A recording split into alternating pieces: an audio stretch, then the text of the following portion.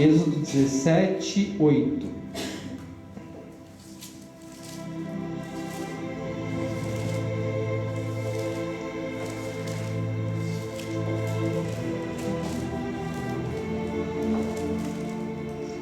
Amém? Acharam?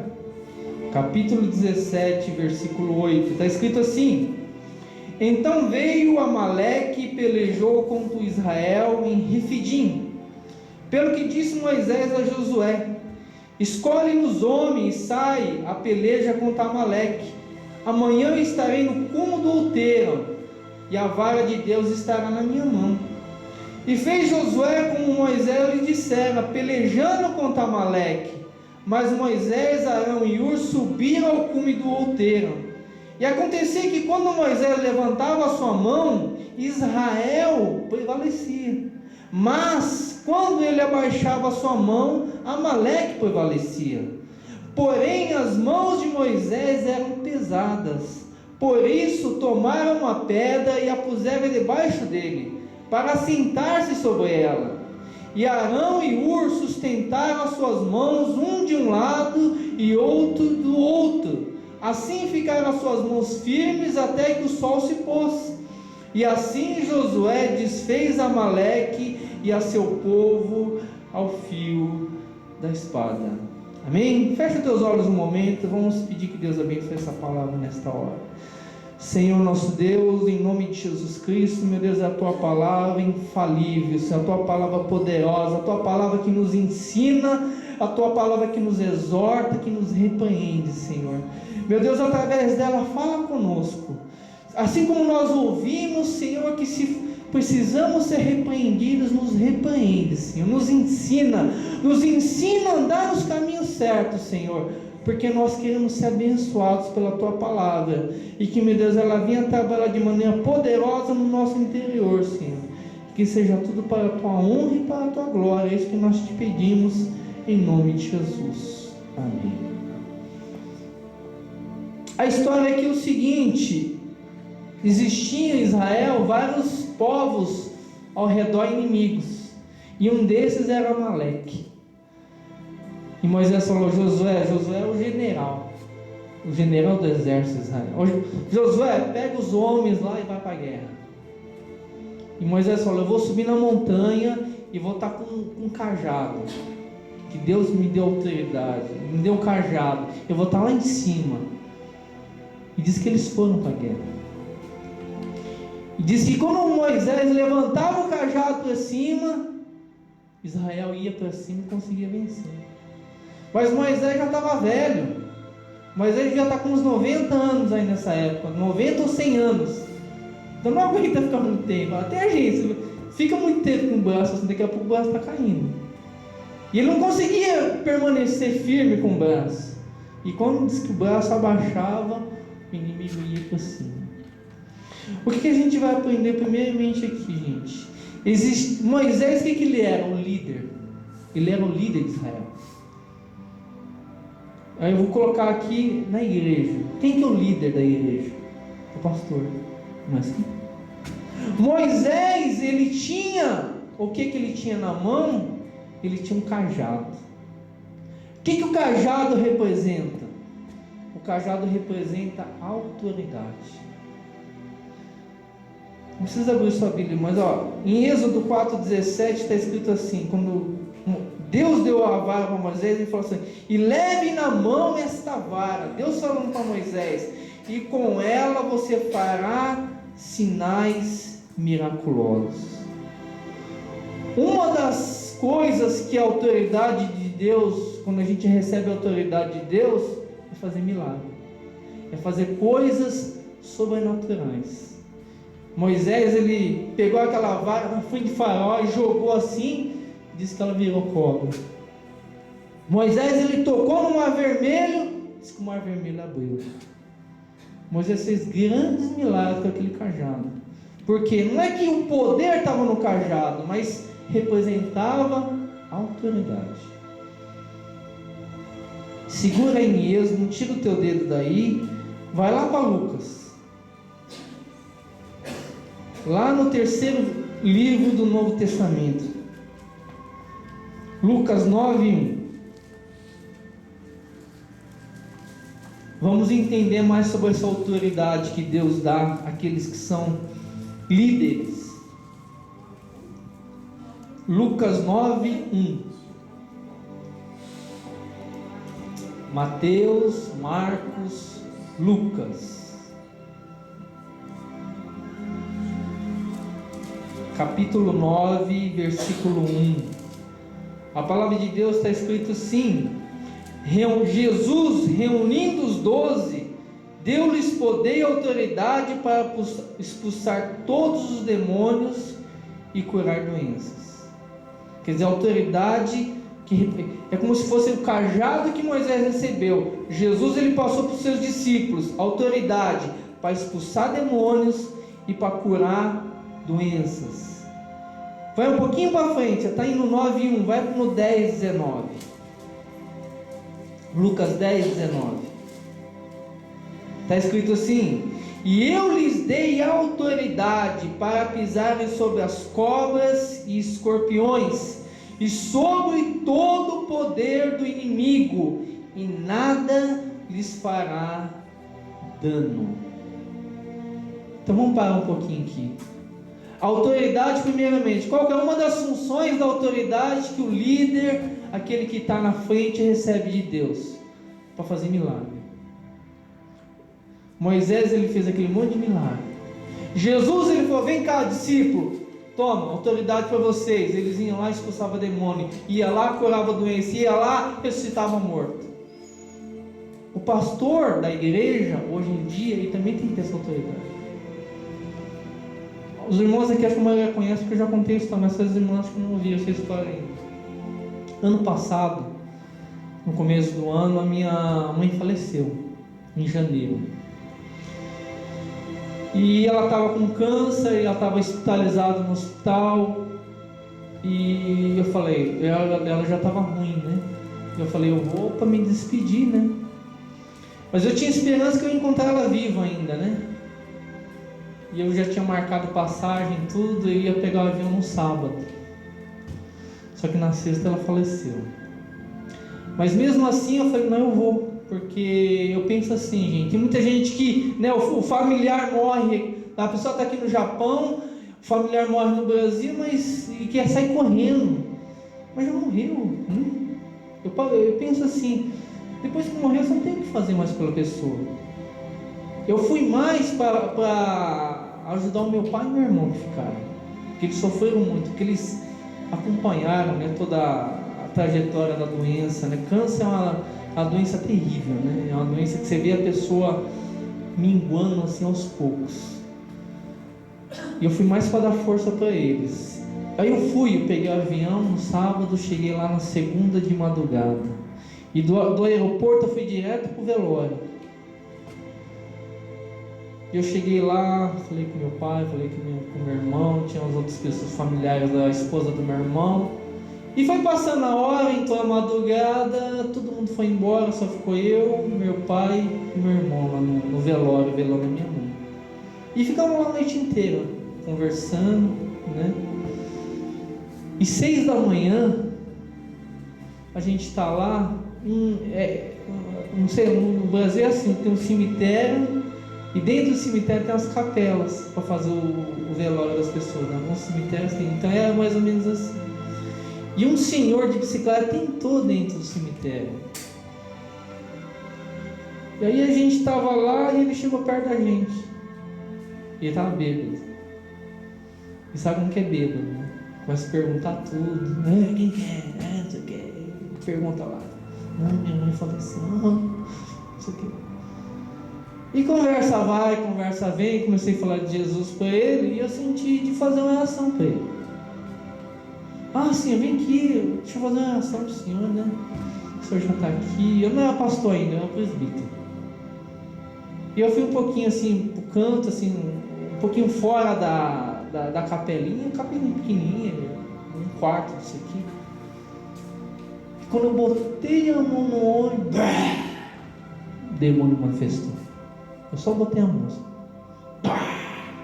Meu pai quase tomou um soco. Ele fez assim.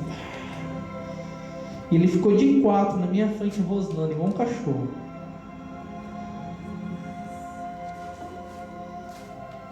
E eu botei a mão dele e falei: você vai sair em nome de Jesus. E ele ainda falou: não vou sair. Eu falei: você vai sair. Porém, isso que seria. Porque eu nunca ia imaginar isso, de um velório da minha mãe eu ter que expulsar demônio. No velório de uma pessoa que você gosta, não tem na cabeça para fazer essas coisas. Eu falo muito isso para gente que não acredita em manifestação demoníaca. Porque infelizmente muitas igrejas tem muita coisa que é arranjada mesmo, que é para impressionar as pessoas. Mas eu já vi minha mãe endemoniada em casa muitos anos atrás, por isso que a gente se converteu, e aconteceu esse caso agora do velório da minha mãe. A gente não está esperando uma coisa dessa, eu só fui botar a mão para abençoar o homem, para orar para a vida dele, que está bêbado, você vê que é uma pessoa sofrida. Eu falei: não, deixa eu orar, deixa eu abençoar a sua vida. Pá, já manifestou, mas graças a Deus expulsou o demônio, como foi embora. Então Deus, ele dá essa autoridade. Se você não tem uma autoridade dessa, se você tem que expulsar um demônio, você vai apanhar do demônio. Eu já vi muita gente tomar soco de demônio. Foi querer ir lá. Na Bíblia diz que tinham 7 filhos de um sacerdote. Foi querer expulsar o demônio de um homem. Falou: esconjuro-vos pelo Jesus que Paulo prega. O que o demônio falou para eles? Eu sei quem é Jesus. Eu sei quem é Paulo. Mas vocês quem são? Diz que pegou eles, bateu neles, arrancou a roupa deles e eles saíram pelados correndo. O diabo, ele sabe quem tem autoridade e quem não tem autoridade. Se você brincar e você não tem essa autoridade, ele vem em cima de você e ele te machuca. Mas essa é a autoridade que Moisés recebeu, essa autoridade que Jesus tinha e a autoridade que os discípulos receberam. E essa é a autoridade que os pastores têm que ter. Porque imagina, eu estou pregando aqui, de repente uma pessoa me manifesta aqui dentro. E eu saio correndo: vamos embora aqui, gente. Pensou isso? Largar vocês tudo aí com uma pessoa endemoniada aqui dentro? O pastor tem que ter essa autoridade. E chegar, botar a mão e expulsar. Então, primeira coisa que acontece aqui que a gente vê, tinha o cajado. E o cajado o que é? Autoridade. Mas a autoridade, gente, não serve só para fazer milagre, para coisas sobrenaturais. Lucas, não precisa abrir sua Bíblia. Lucas 4:32 está escrito assim: todos ficaram maravilhados com seu ensino, porque falava com autoridade. Todo mundo olhou para Jesus e falou: nossa, mas esse homem é diferente. Ele fala e ele tem autoridade quando ele fala. Sabe quando a pessoa tem autoridade quando ela fala? Quando ela pratica o que ela fala. O pastor que está aqui, que está pregando, ele não vive nada do que ele está pregando, ninguém dá bola para o que ele está falando. Ninguém dá bola. Isso aí tá aí, eu conheço pastor, isso aí é tranqueiro. Não tem autoridade. Os fariseus, os escribas, aqueles todos que ensinavam lá naquela época, eles falavam da palavra de Deus, ninguém dava bola para eles. Quando Jesus abria a boca, vinha um monte de gente rodear Jesus para ouvir Jesus. Por quê? Porque ele tinha autoridade. A autoridade, ela vem de quem? Ela vem de Deus. Tem que vir de Deus, gente. A autoridade não vem de homem. Tem muita gente que gosta de seguir homem. Igual essa obreira que a gente estava contando a história, ela falou: não, eu vou ouvir a minha missionária. Ela tem que ouvir a Bíblia, gente. Ela tem que ouvir a Deus. Mas hoje em dia, missionário, pastor, líder de igreja é mais importante que Jesus. Jesus já ficou em segundo lugar. Já. O líder, ela está falando a maior besteira do mundo. Não, amém, glória a Deus. O que é isso? Não está afirmado na palavra. Não, a autoridade tem que vir de Deus. Homem nenhum, não, eu sou, eu posso, consigo, eu faço, eu aconteço. Não pode nada. Se você não receber a autoridade de Deus, você não pode nada. Pilatos chegou para dizer: ô Jesus, fala alguma coisa, Jesus. Eu tenho poder tanto de te dar a vida, como tirar a tua vida, e mandar você ser crucificado. O que Jesus falou para Pilatos? Você só pode fazer isso porque você recebeu essa autoridade que veio lá de cima. Porque se você não tivesse essa autoridade, você não podia fazer nada comigo. Jesus ficou quieto o tempo todo, mas quando chegou nessa parte, Jesus falou na cara de Pilatos: você é governador, você é poderoso, mas a tua autoridade vem de Deus. E se Deus não tivesse te dado autoridade, você não fazia nada comigo. Tem que vir de Deus, gente. Tem gente que, eu sou isso, eu sou apóstolo, eu sou patriarca. De onde que veio isso? O que serve a autoridade? Abra sua Bíblia lá. Para que mais serve a autoridade? 2 Coríntios 10, 8. Aí eu vou começar a entrar no que o irmão leu agora há pouco na palavra. 2 Coríntios 10, 8.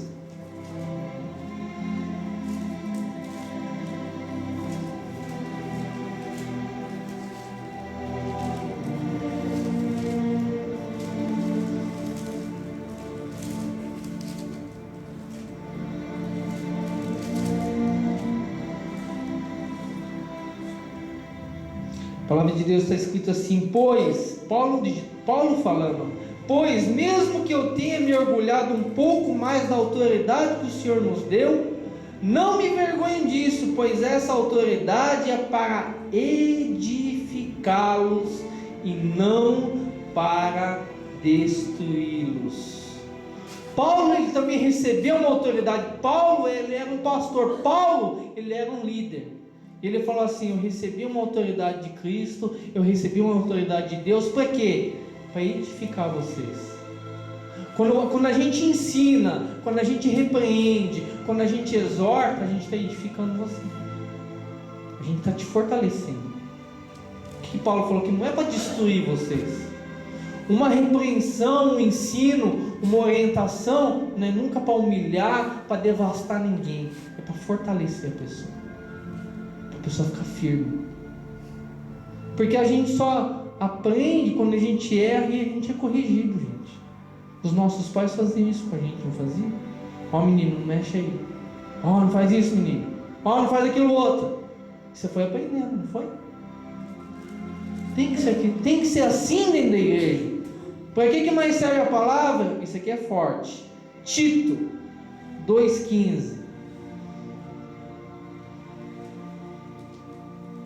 Não precisa abrir sua Bíblia, ouça só o que eu vou falar. É isso que Paulo dizendo para Tito, que ele era um discípulo de Paulo. Ele falou assim: é isso que você deve ensinar, exortando-os e repreendendo-os com toda autoridade. Ninguém o despreze. Se uma pessoa recebe uma autoridade, por exemplo, se eu por enquanto só está eu e minha esposa aqui na igreja, porque é pequeno, tem pouca gente, não precisa de gente. Mas quando crescer, eu vou vou levantar um obreiro para me ajudar. Um obreiro é muito, em classe de autoridade, ele é muito menor que um pastor, que é obreiro, diácono, presbítero, evangelista, até chegar no pastor. Então ele está lá no comecinho. Mas se eu chegar e levantar um obreiro e der autoridade para o obreiro, você tem autoridade de ensinar as pessoas, e você tem autoridade de, se precisar, repreender algumas pessoas. Ele recebeu autoridade minha, então ele pode fazer isso. Se eu passar isso para ele, você não passar, ele não pode fazer isso. E Paulo falou: faça isso e que ninguém te despreze. Porque eu já vi muita igreja isso. A pessoa ouve o pastor, mas quando é o obreiro que vai corrigir, não vem não, rapaz, não vem me corrigir não. Não é assim? O pastor não, pastor eu ouço. Mas chega o obreiro: não, sai daqui, rapaz. Quem que é você? Paulo falou: ninguém te despreze. Porque se você recebeu uma autoridade, recebeu. Foi recebido, foi dado. E as pessoas dentro da igreja, elas vão ter que ouvir aquela pessoa também. Se eu for levantar um obreiro aqui um dia, eu vou chegar, vou orar por ele e vou apresentar ele para a igreja. Irmãos, a partir de hoje, fulano de tal é o obreiro da igreja, ele vai estar responsável por isso, ele tem autoridade minha para fazer isso, isso e isso. E se ele chegar um dia no meio da igreja, irmão, não sei o que, e for chamar a atenção de alguma coisa, e a pessoa se rebelar, o que vai acontecer? Ele vai ter que vir falar comigo: pastor, eu fui falar com aquela pessoa, mas ela não deu nem bola para mim. Aí eu que vou lá e conversar com aquela pessoa. Por quê? A pessoa não está passando por cima dele, do obreiro, está passando por cima da minha autoridade, porque eu que passei por ele. Então Paulo falou: ninguém te despreze, porque eu estou te dando autoridade para você fazer isso. Dentro da igreja, gente, existe essa hierarquia e precisa ser respeitado. Eu fui obreiro em outras igrejas e tinha gente que não me respeitava não. Ela ouvia o pastor, mas quando eu ia conversar com ela, sai aqui. Eu ficava quieto, não posso obrigar ninguém, né? Mas eu obedecia o que o pastor me ensinava. Mas tem gente que não gosta de ouvir. Então, ensinar, exortar e repreender. O que vocês ouviram aqui do irmão. Está vendo como está tudo ligado? Ninguém combina nada. Mas quando Deus quer falar sobre algum assunto, Ele coloca. Mas vamos continuar. Hebreus, livro de Hebreus, capítulo 13, versículo 17.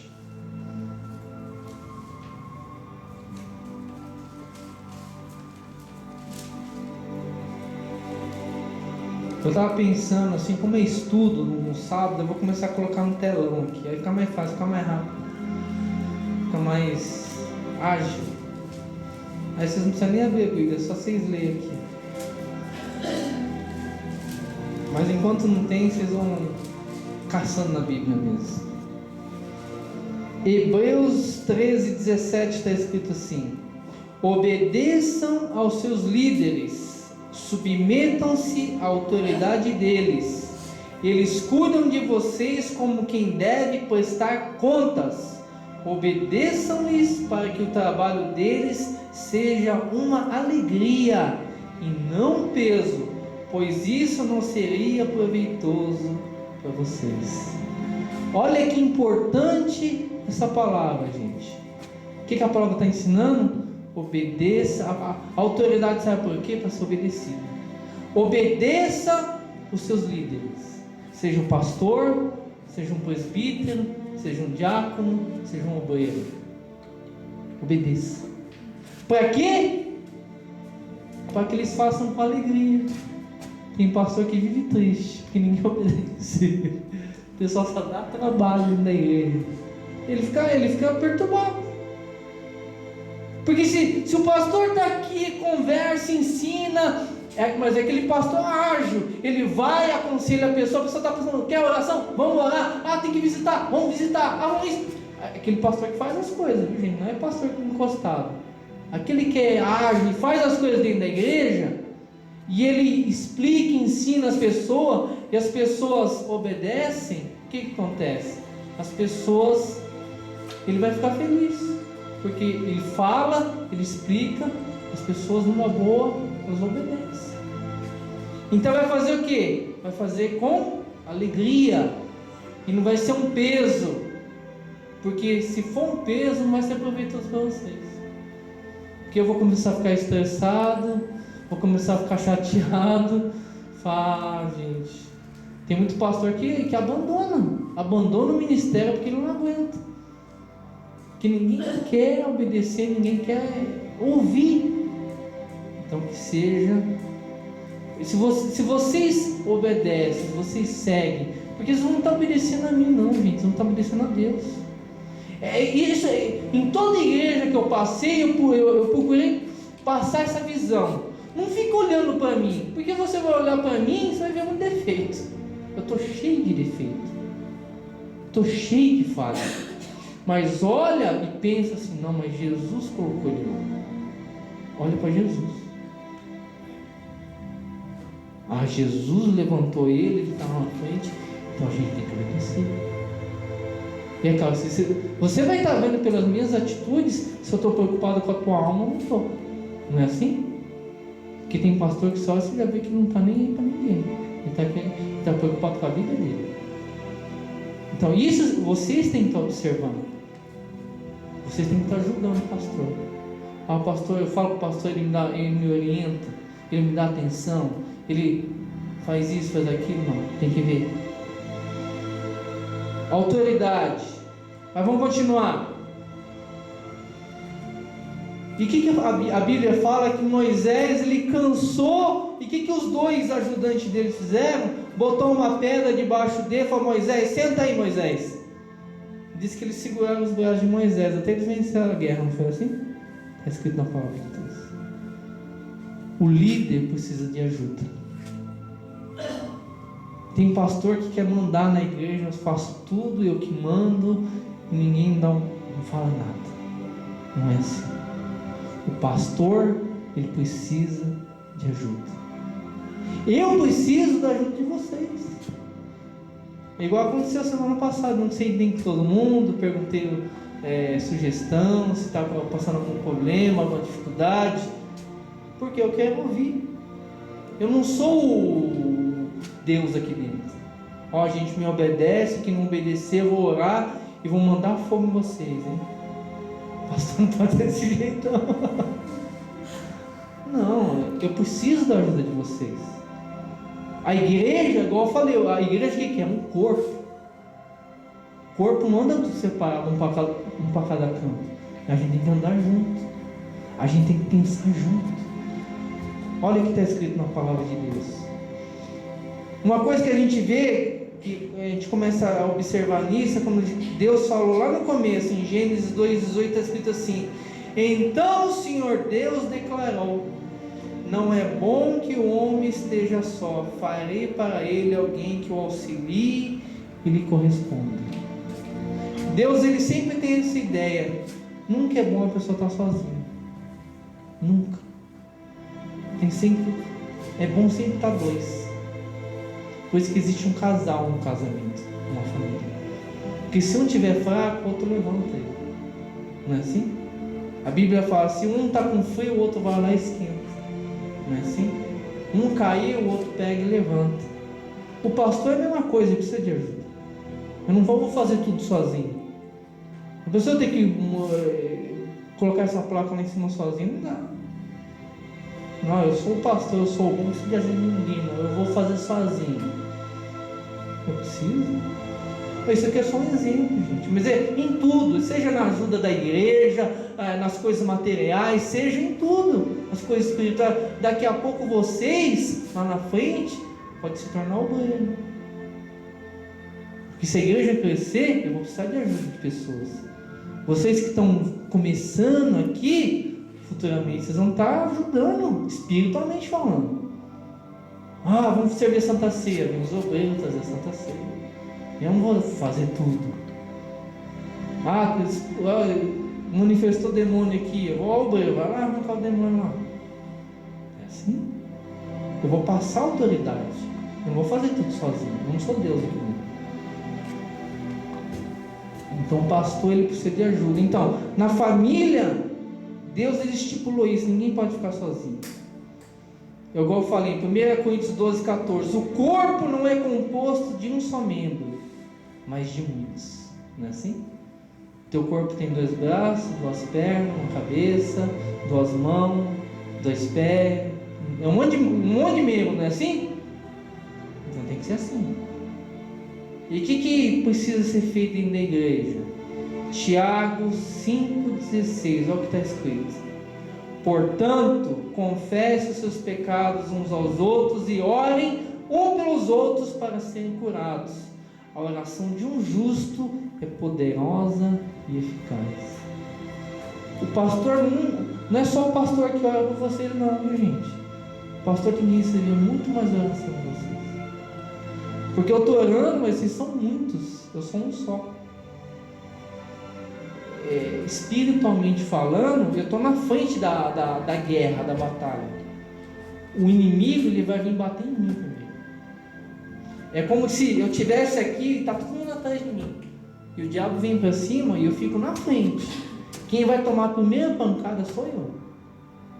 Então o pastor, ele tem que receber da igreja sempre oração. Tinha um pastor muito famoso na Inglaterra chamado Charles Spurgeon. Ele era tremendo para pregação. Ele pregava para 5 mil, 10 mil pessoas. Isso nos anos 1800 e pouco, hein? Não falando dos dias de hoje, não. Hein? Há 200 anos atrás, ele reunia 5, 10 mil pessoas num salão. E perguntava assim: mas pastor Spurgeon, qual que é o segredo de você pregar e Deus se manifestar e reunir esse monte de gente? O que você faz? Sabe qual que é o meu segredo? Ele falou. Aqui, ó, bem debaixo do meu pé. Ele tinha um grande templo e tinha um porão embaixo do púlpito dele. E naquele porão, todo o culto, durante a pregação dele, tinha 300 pessoas orando por ele. 300. É isso que fortalecia ele. Ele não andava sozinho. Você está entendendo o que eu estou falando? O pastor, ele precisa disso. O pastor que fala: não, eu faço tudo sozinho, não aguenta, vai cair. Então por isso que eu peço sempre: orem por mim. Nas suas orações todos os dias, orem por mim. Porque quem está tomando a pancada comigo sou eu. Só eu sei, gente, depois que eu fui levantar no ano passado de pastor. Só eu sei o que eu passei depois que eu fui levantado. Só eu sei a luta que eu passei. E a minha família que sabe também. A luta que eu dei. Várias vezes eu falei: eu vou parar. Várias vezes. Fala com isso: não dá, vamos parar. Não desistir. Eu chorava todo dia. Só Deus e minha família que sabe o que eu passei depois que eu me tornei pastor. Então eu preciso da oração de vocês. Vai orar? Senhor, abençoa o pastor Roberto. Dá direção para ele, dá força para ele, que ele possa guiar a gente, que ele possa estar sempre firmado na palavra. Sempre esteja pedindo isso.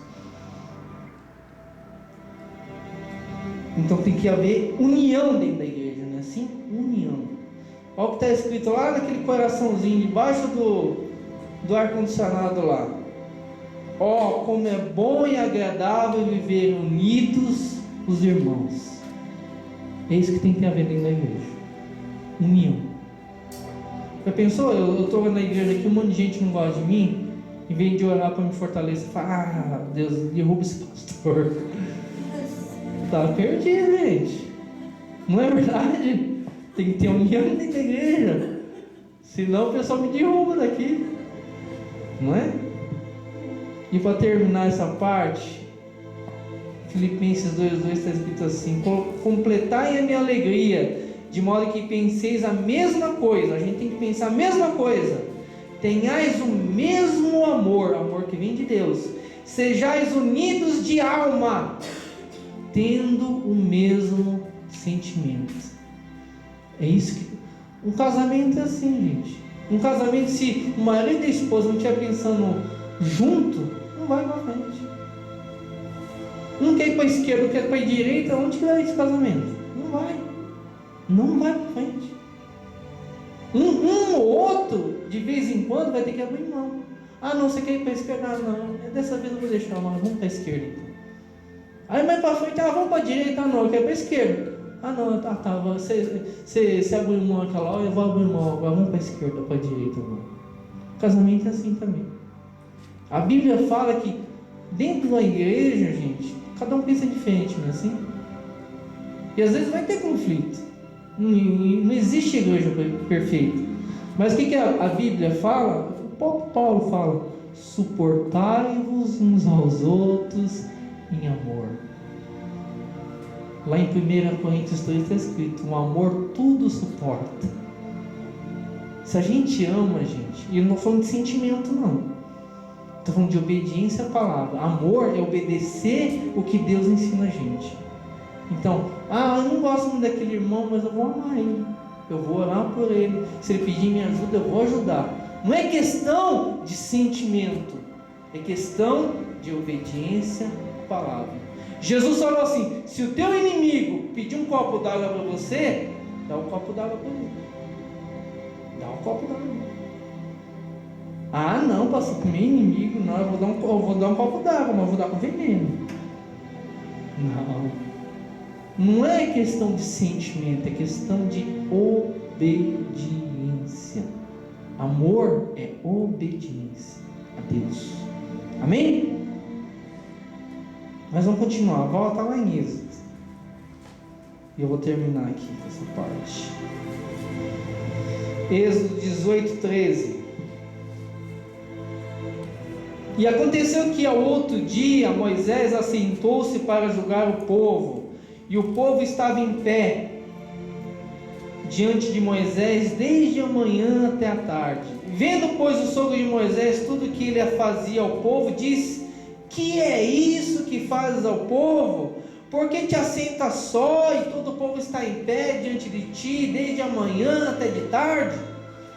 Então disse Moisés a seu sogro: é porque este povo vem a mim para consultar a Deus.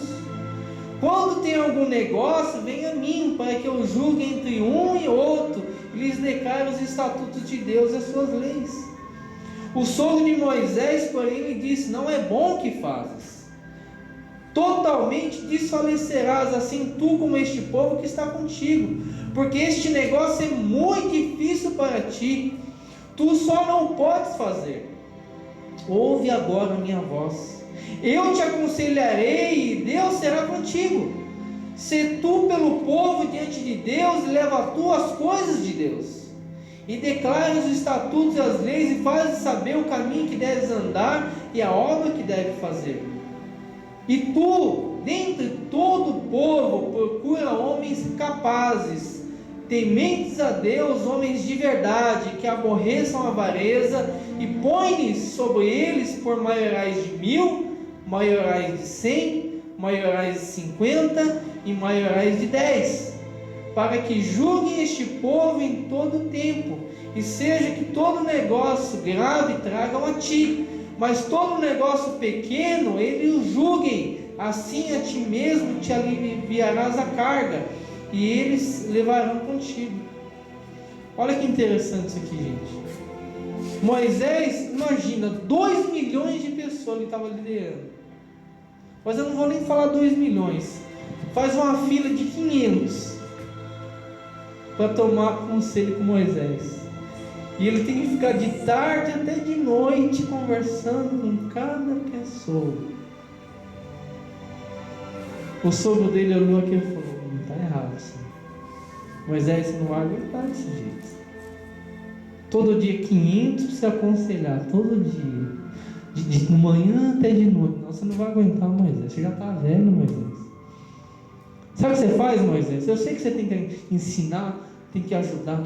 Divide, pega no meio do povo, pega quem vai comandar 1000, quem vai comandar 100, quem vai comandar 50, quem vai comandar 20 e quem vai comandar 10. É o que é feito na igreja, gente. É por isso que tem essa hierarquia dentro da igreja. Aqui é pequeno, eu dou conta sozinho até agora. Mas se a igreja ficar com 50, 60, 70, 100 pessoas sozinho, eu não dou conta mais. Então o que eu vou ter que fazer? Escolher dentro do povo algumas pessoas. Ah, vem cá, você vai ser o obreiro. Passou o tempo, vai virar diácono. Passou o tempo, vai virar presbítero. E assim vai. As coisas mais importantes vai vir para mim, igual está falando aqui. Mas coisa facinho, coisa boba, o obreiro pode ir lá ajudar. Que se o pastor tiver que correr atrás de todo mundo, ele fica doido aqui dentro. E vai chegar no final do dia, está morto, não está aguentando fazer mais nada. Então Moisés, ele foi aconselhado pelo sogro dele, ó, divide certinho, pega gente importante, faz assim. Lá no Novo Testamento tem um exemplo igualzinho isso. Ó, Gálatas 6:2 está escrito assim: levai as cargas um dos outros, e assim cumprireis a lei de Cristo. Um tem que ajudar o outro. Igreja, gente, um tem que ajudar o outro. O irmão está passando necessidade, todo mundo reúne e vai ajudar o irmão. Igreja tem que ser assim, gente. Tem que ser assim.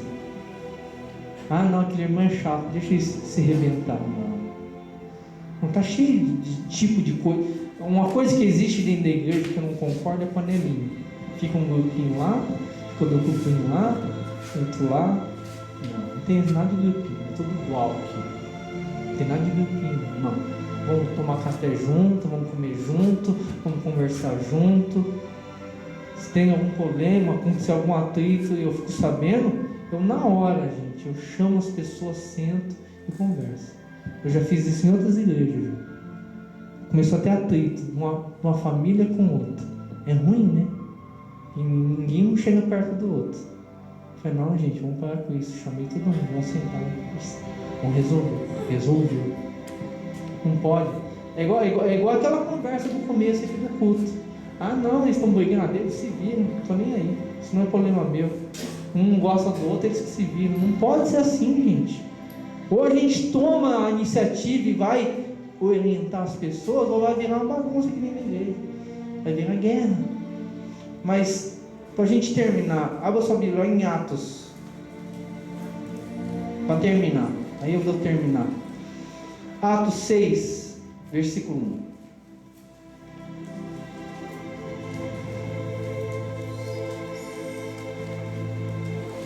1. Atos é depois dos evangelhos. Mateus, Marcos, Lucas, João. Atos dos Apóstolos. Capítulo 6, versículo 1. A palavra de Deus diz assim: naqueles dias, crescendo o número de discípulos, os judeus de fala grega entre eles queixavam-se dos judeus de fala hebraica, porque suas viúvas estavam sendo esquecidas na distribuição diária de alimento. Por isso os 12 reuniram todos os discípulos e disseram: não é certo negligenciarmos o ministério da palavra de Deus a fim de servir as mesas. Irmãos, escolha entre vocês 7 homens de bom testemunho, cheios do espírito de sabedoria, e passaremos a eles essa tarefa, e nós dedicaremos a oração e ministério da palavra. Tal proposta agradou a todos. Então escolheram Estevão, homem cheio de fé e do Espírito Santo, além de Felipe, Prócolo, Nicanor, Timon, Pármenas e Nicolau, um convertido ao judaísmo, foi proveniente de Antioquia.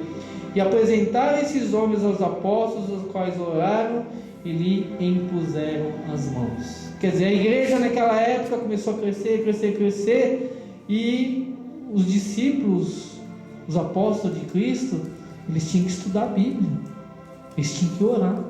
O pastor numa igreja, igual eu falei, aqui é pequeno, eu tenho tempo de estudar a Bíblia, eu tenho tempo de orar, para que eu possa, quando eu vim pregar para vocês aqui, eu esteja preparado.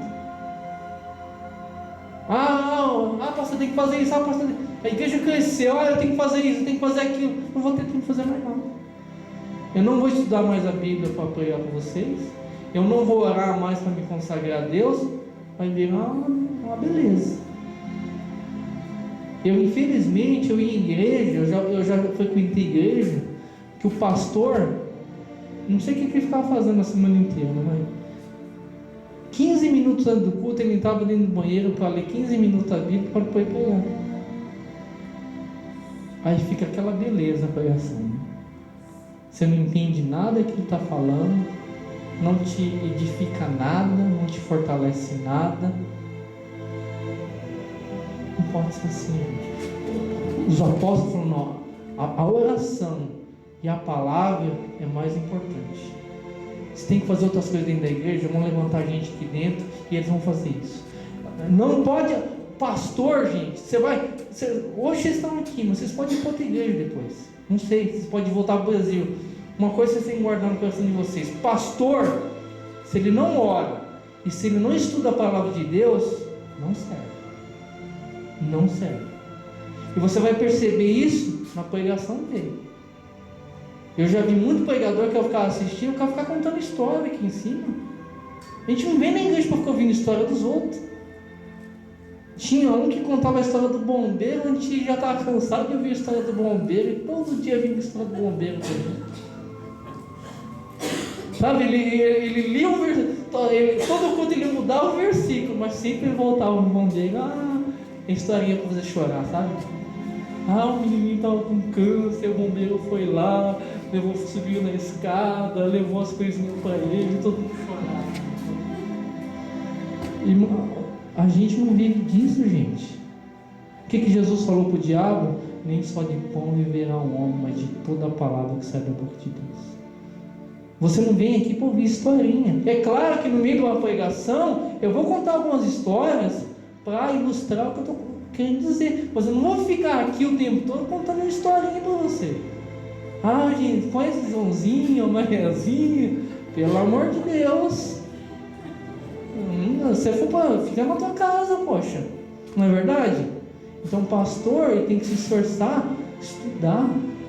Eu, para preparar a pregação, eu fico a semana inteira ouvindo pregação, eu fico a semana inteira lendo a Bíblia, eu fico a semana inteira lendo livros, um monte de coisa. Não é passo de mágica, apareceu aqui a pregação na minha cabeça. Não é assim. Tem que se estudar a Bíblia. Tem pastor que é preguiça, ele fala, não, na hora o Espírito Santo vai me dar. Isso é preguiça. O Espírito Santo não vai dar para nada. Se não estudar, o Espírito Santo ele vai, através da palavra que você está trazendo, ele vai estar falando no coração de cada um aqui, ó. Mas chega lá, não vou estudar nada, não, vou ficar aqui, na hora vai acender a lâmpada aqui, eu vou começar a falar, pelo amor de Deus. Não funciona assim, gente. Tem que ralar. O pastor, tem um pastor famoso no Brasil, eu gosto muito dele, eu ouço muitas pregações dele, chama Hernandes Dias Lopes, ele é da Presbiteriana. Ele falou que ele não prepara um sermão que ele não fique menos que 10 horas estudando sobre aquele sermão. 10 horas. Eu não fico fazendo isso, mas eu fico a semana inteira só. Por quê? Porque você tem que estudar, gente. Você saber o que você está falando para o povo. Senão só sai asneira, só sai bobrinha.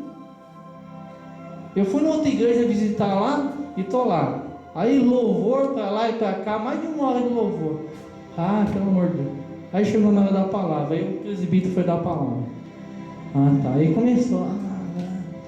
Aí comecei a esquentar, comecei a gostar. Quando eu fui ver, acabou. Ficou 15 minutos pregando assim.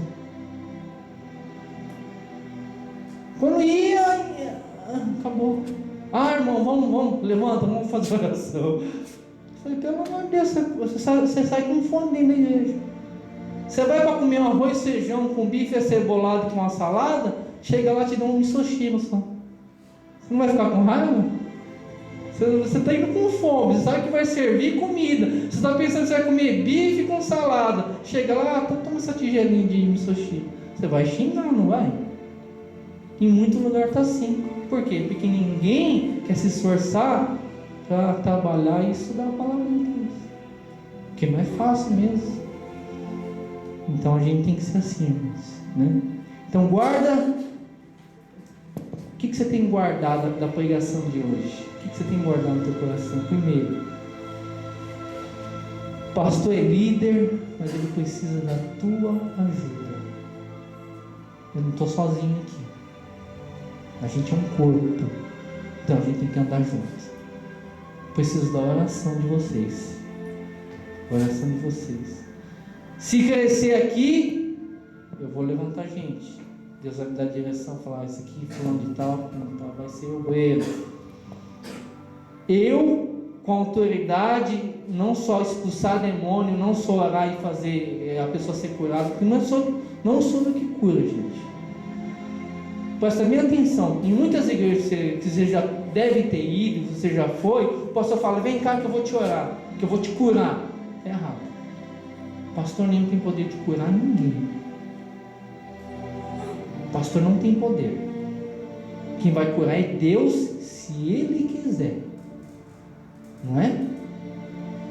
É igual um pastor falou assim, não, igual, quem já viu na internet aquele rapazinho que não tem nem braço nem perna, já viu?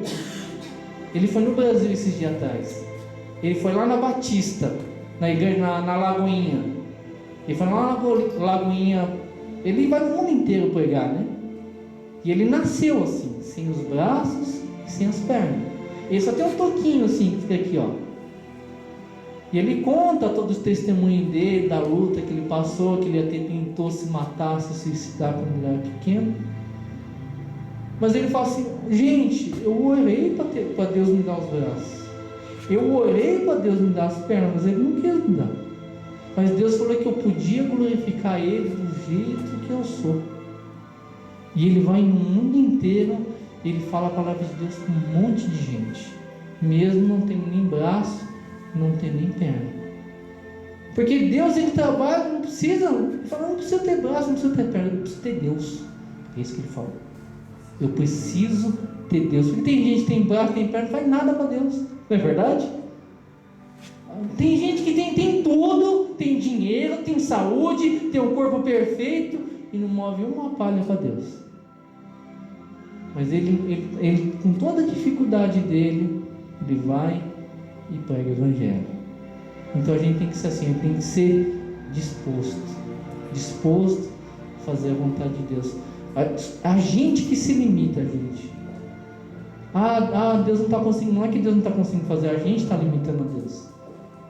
Se você tiver fé, você consegue alcançar aquilo que você quer. Se estiver dentro da palavra de Deus. Então guarda isso no teu coração. Ele é um grande exemplo. E esse negócio da doença que eu falei, que Deus cura se Ele quiser. Porque se Deus fosse ouvir todas as orações de todo mundo de cura, o que ia acontecer? Você já imaginou isso? Você já parou para pensar nisso? Se Deus ouvisse todas as orações e curasse todas as doenças de todo mundo, você já parou para pensar no que ia acontecer? O que ia acontecer? Ninguém ia morrer. Quando você morre de alguma doença. Seja a doença um câncer, seja uma AIDS, seja de velhice, é com doença que você vai morrer. Você ficou velho, pegou uma doença, o corpo não aguentou, você morreu. Não é assim? Tem que ter uma doença para você morrer. Então, se você não morrer e você é crente, quando você vai para o céu então? Você vai ficar aqui. Ele falou assim: eu quero ter doença um dia e eu vou morrer e eu vou para o céu. Ou você quer ficar o tempo todo aqui? Não. Então a gente tem que ter sabedoria nas coisas. Ele orou pelas pessoas lá, ele pediu que Deus abençoasse, que Deus curasse, mas Deus vai fazer de acordo com a vontade dele, né? Eu vou orar por você, se Deus quiser agir na hora. Como teve muita gente que eu já orei, não aconteceu nada. Mas teve gente que eu orei. Pode falar. Duas orações? Sim, pode passar. Uma pessoa está no Brasil. É um menininho que eu conheci quando ele era pequeno. Sim. Aí eu liguei ontem, antes de ontem, meu pai. Aí meu pai falou que ele perdeu duas pernas no acidente de jogo. Há 16 anos ele está no hospital, quase morreu. Perdeu sangue, por poucos, mas de pouco ele perdia a vida, né? Eu queria orar para Deus dar conforto para ele. Para a família, né? Ele não está sabendo ainda. Porque está em coma, né? Mas os médicos falaram que ele vai sobreviver, mas uma ficou nas ferragens, né? Já tinha perdido uma na hora. Aí demoraram 6 horas para tirar ele da ferragem e teve que amputar a outra também. Eu queria orar por ele. E mais uma pessoa. Tem uma senhora que trabalha comigo, o marido dela tem depressão, sabe? E essa semana ela perdeu uma irmã. Muito quando ela falou para mim que porque Deus não ouve as orações dela, pedindo para Deus quando a irmã estava morrendo, né, para Deus salvar, por que Deus não ouviu ela, né?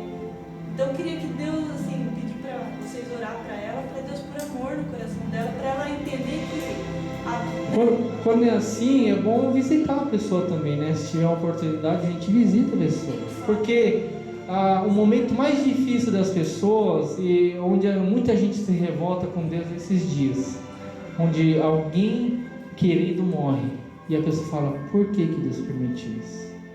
Então, ela é difícil também assim, porque às vezes ela fica revoltada com Deus, sabe?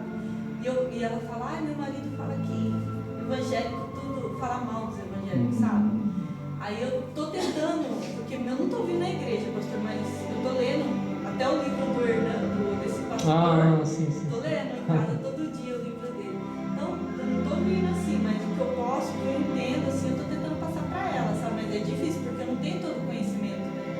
E Mas ela, é por isso que é importante o irmão vir. e ela não aceita, sabe? Ela não aceita assim as Não, coisas.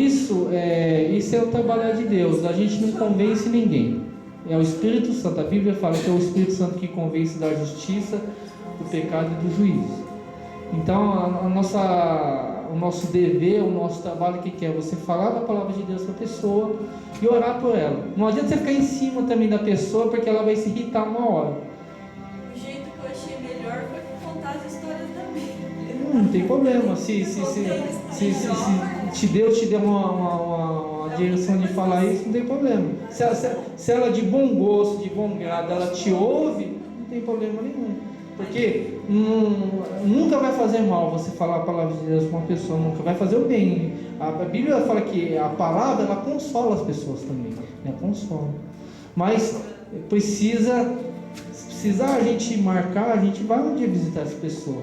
Porque você precisa ir com a palavra de Deus para explicar isso, sobre a morte, por que acontece coisa ruim, por que tem um sofrimento no mundo.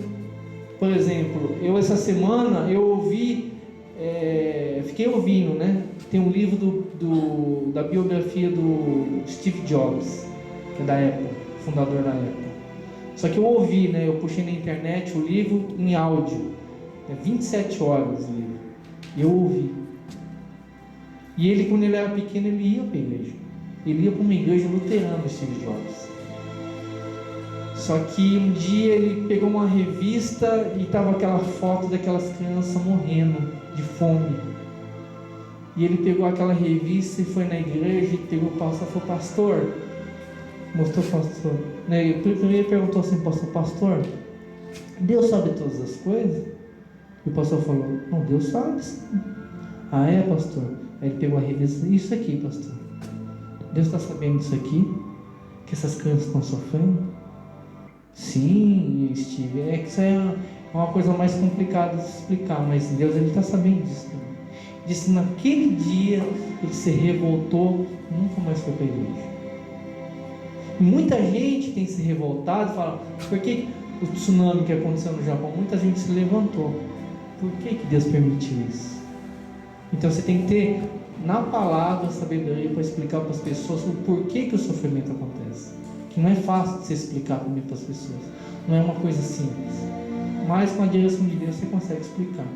Mas enfim, tudo isso você tem que ter direção, tudo isso a gente tem que ir tudo na palavra. Então é bom você falar das pessoas, vocês comentarem. A gente está sempre disposto. Se você conhece alguém perto de você, trabalha com você, é teu vizinho, é teu parente, está precisando de ajuda, se há oportunidade da gente ir na casa da pessoa conversar, é uma porta que Deus abre para a gente poder falar do Evangelho para a pessoa. Então, se você puder fazer essa conexão, porque eu não vou conseguir ter contato com essa pessoa, mas você consegue ter. Então, você vai ser o elo de ligação para a gente alcançar aquela pessoa. Através disso, a pessoa vem na igreja. Através disso que a pessoa vai vir na igreja. A irmã começou a ir na igreja por quê? Porque a irmã começou a te chamar. É assim que funciona dentro da igreja. Você conhece alguém, você vai lá. Por que o Akira está vindo? Porque o irmão foi lá e convidou ele. Então é assim a gente vai construindo a igreja. Porque se você chegar lá, a pessoa no meio da rua e começar a falar de Jesus, a pessoa vai dar bola para você. Mas nesses momentos específicos de sofrimento, a pessoa está mais aberta de ouvir o Evangelho. Mas tem que saber falar. Porque se você falar besteira, a pessoa não vai querer nem saber de Evangelho nunca mais. Então a gente vai estar orando. Como que é o nome da pessoa? Menina João Marcos. João Marcos. E a mulher é Sueli. Amém. Então se coloque de pé. Vamos orar pela palavra, agradecer. E vamos estar orando por essas pessoas também, né? Deus, Ele consola. Na verdade, a gente nunca aceita a morte, né? Deus, Ele me deu muita força quando minha mãe morreu, né? Morreu de câncer também. Ele me deu muita força, me deu força ainda para me consolar, meu pai e meu irmão, e todo mundo que estava no Brasil. Inclusive, eu até preguei lá antes do enterro, né? Para as pessoas que estavam lá. Mas é Deus que nos dá força. Então, por isso que eu falo, por que eu estou aqui e por que vocês estão aqui? Por quê? Eu estou aqui para treinar vocês. Para quando vocês encontrarem pessoas sofrendo assim, vocês estão preparados para vocês conseguirem conversar com as pessoas e trazer elas para Jesus. O meu objetivo é esse. Eu não trabalho sozinho, vocês aprenderam aqui hoje. A gente aqui é um time. Aqui eu sou o capitão, vocês são o soldado, eu vou dar estratégia, vocês vão lá fora, vão usar estratégia para a guerra. É isso que vão fazer. Aí a gente começa a trazer pessoas para Jesus. É assim que a gente trabalha. Amém? Feche seus olhos em nome de Jesus. Senhor nosso Deus, Senhor nosso Pai, em nome de Jesus Cristo, nós queremos louvar o Teu nome, nós queremos Te agradecer por todas as coisas, agradecer por esta palavra abençoada, Senhor. Meu Deus, através da vida de Moisés temos aprendido muitas lições, Senhor. E nesta noite nós aprendemos como funciona a liderança, como que funciona a autoridade, como que funciona, meu Deus, nós estarmos ensinando, exortando e repreendendo as pessoas dentro da igreja, que tem tudo sendo na Tua direção, dentro da Tua palavra, para que as pessoas possam ser fortalecidas, para que as pessoas possam ser edificadas, Senhor. Então que, meu Deus, esta palavra que nós recebemos nesta noite, Senhor, venha estar no coração de cada um aqui, meu Deus. Fortalece, edifica a vida de cada um, que cada um possa estar firme, meu Deus, na sua vida, Senhor. Porque quando ela sair daqui, Senhor, e ela passar por dificuldade, ela passar por problema, ela possa permanecer firme, ela possa permanecer inabalável, e que ela possa continuar o caminhar dela, Senhor, e que ela possa estar sempre vindo e se reabastecendo, se alimentando e se fortalecendo na Tua palavra, Senhor. Através, meu Deus, do pedido da nossa irmã, meu Deus, eu quero pedir ao Senhor visita, meu Deus, o João Marcos lá no Brasil, Senhor. Meu Deus, ele que sofreu um acidente e, meu Deus, infelizmente teve que amputar suas pernas, Senhor. E ele está inconsciente ainda e não sabe de tudo que está acontecendo, Senhor. Meu Deus, nós sabemos que ele vai ter um choque quando ele voltar à consciência. E só o Senhor que vai poder fortalecer e consolar, Senhor. Então eu peço em nome de Jesus Cristo. Meu Deus, eu não conheço ele, eu não sei onde ele mora, mas Tu sabe todas as coisas, Senhor. Visita esse rapaz agora, mesmo que ele esteja inconsciente, Senhor. Toca no coração dele, meu Deus, e vai preparando ele, meu Deus, para quando ele, meu Deus, voltar à consciência, ele possa estar fortalecido, ele possa resistir ao baque, Senhor. E mais do que isso eu te peço, Senhor, que o Senhor possa enviar um servo do Senhor naquele lugar, Senhor, para quando ele estiver, meu Deus, consciente, esse Teu servo possa falar da Tua palavra para ele, Senhor, e que nesse momento de sofrimento, nesse momento duro, nesse momento, meu Deus, de dificuldade, ele possa estar com o coração quebrantado, Senhor, e ele possa receber a Tua palavra, e ele possa ser salvo através dessa palavra, Senhor. Eu peço, abençoa a vida dele em nome de Jesus. Eu peço, meu Deus, pela Sueli, eu peço, meu Deus, pelo marido dela também, Senhor, que, meu Deus, o Senhor possa abrir uma oportunidade, uma porta que nós podemos visitar e pessoalmente conversar com essas pessoas, Senhor, e que a gente possa levar uma palavra de conforto, a gente possa levar uma palavra de vida, uma palavra que traga paz ao coração, Senhor, e que através disso essas pessoas possam ser salvas, Senhor, essas pessoas possam receber a Tua palavra e elas possam vir à Tua casa buscar a Tua presença.